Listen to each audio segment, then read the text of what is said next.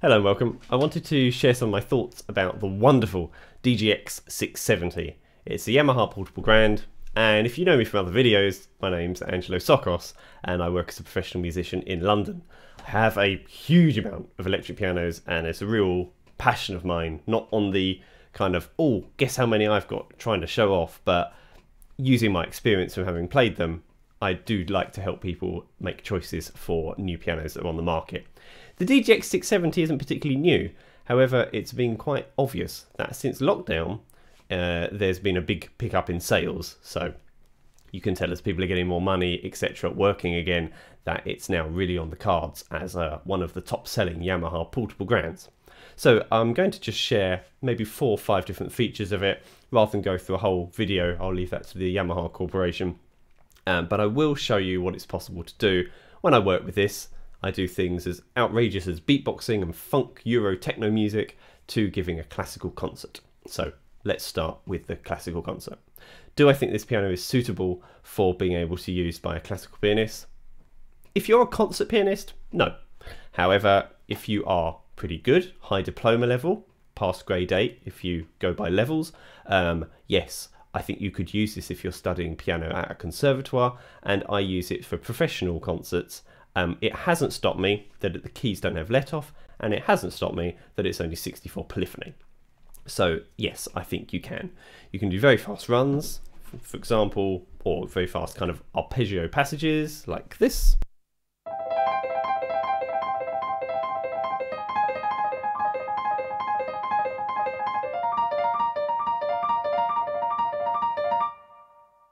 You can see some slight inconsistencies, more my playing than the piano. However, immediately you can see, yes, this piano can be used to play fast music. One of the favourites is the Beethoven third of the Moonlight Sonata. So things like that, you would be able to play on this absolutely.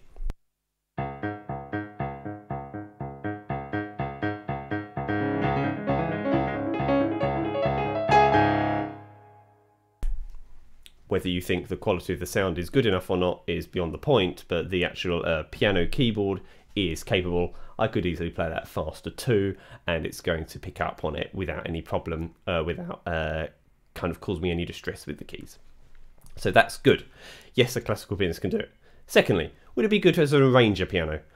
Phenomenal as an arranger piano. It uses the same kind of music and same kind of musical sounds and the same engine as something like a PSR 900, which is very expensive. I do own one of those and I used to work with it, however now I don't. The downside is this only can layer 2 sounds, and a PSR, the 900, can layer 3. However, there are many ways to get around that, so not really a big deal. Giving you an example would be maybe if we play some jazz. So for example, I can get a little sync start, I can pick my key, so if we're going to play in, let's just do something in C major, and off we go basically.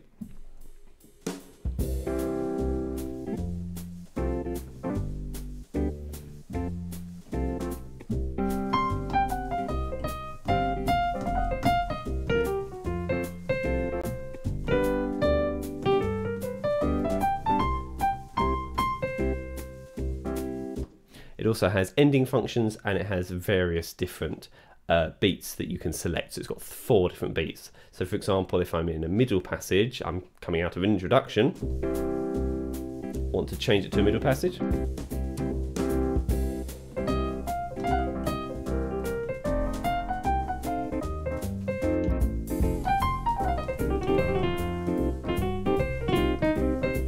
Going to maybe something much more outrageous.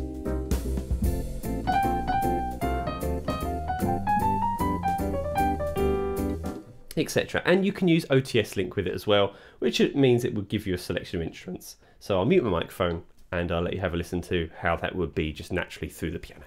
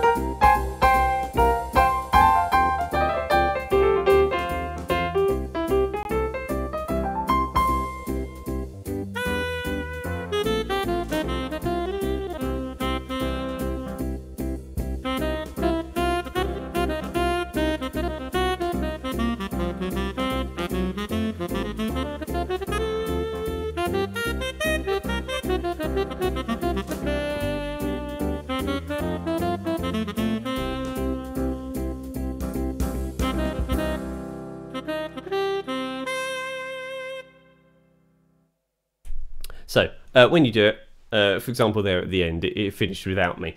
When you go through that, it's good to make sure that you're 100%. Some of the sounds will do you a 1 bar exit ending, and some of the others will give you like a 2 bar outro. So you do need to be aware of that. Same for the introductions. It's always good not to try and just suddenly do them on the fly. Just have a quick little bit of preparation to make sure you know if you're doing 1 or 2 bars. And that's not me trying to get out of saying, oh, I messed up the ending, rather than the sounds are fixed. So you can very quickly and intuitively get used to, okay, this is a 1 bar ending, this is a 2 bar, and you can make it work for your set. So you can also plug in the microphone to it, which I love. So that's wonderful. You can do the different vocoder kind of sounds. You can do the echo kind of sounds through it and the reverb. There's many options. And as you push your chords in the left, it will actually harmonize that as well, which is super. So thinking about the looping pedal was the big thing I wanted to talk about. So you can set up the 4-part registration memory. Every part, A, B, C and D, will allow you to have 2 layers in each. You can get a left as well, but I tend to just exclude that. So you can get 2 layers. And it would go something like this. What I've done is I've set up a drum beat, a bass guitar, a piano, and then a solo electric guitar, which sounds like it's actually the guitar taken from Guitar Hero, because obviously Yamaha had an affiliation with Guitar Hero. So it's just the actual sound from it, which is really cool. So you could do something like this. I use the Bose 300 looping pedal, and the sounds in this are easily good enough quality for me to do this at theatres, which I do.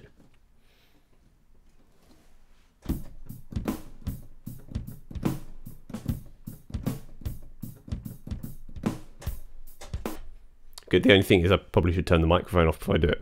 Sorry.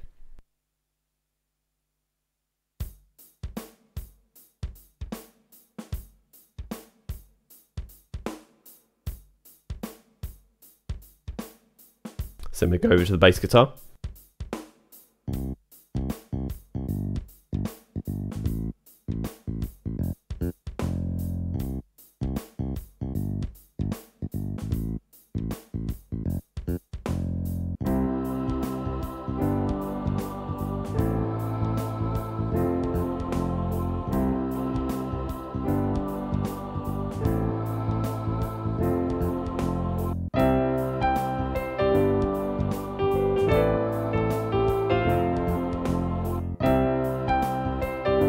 And then over the top I've now got that beat going round and round, so over the top I could layer in this Guitar Hero sound.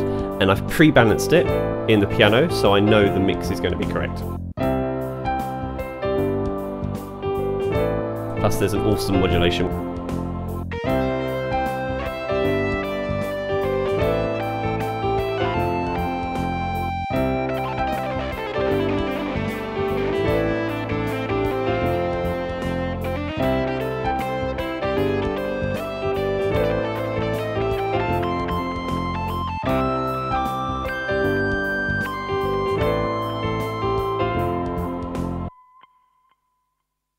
So you get the idea. It works really, really well, really intuitively. The sounds programmed in it, I just love that they follow the same line as the PSR 900, and it's got a similar engine. It's just got less sounds in it, obviously, to make it less appealing.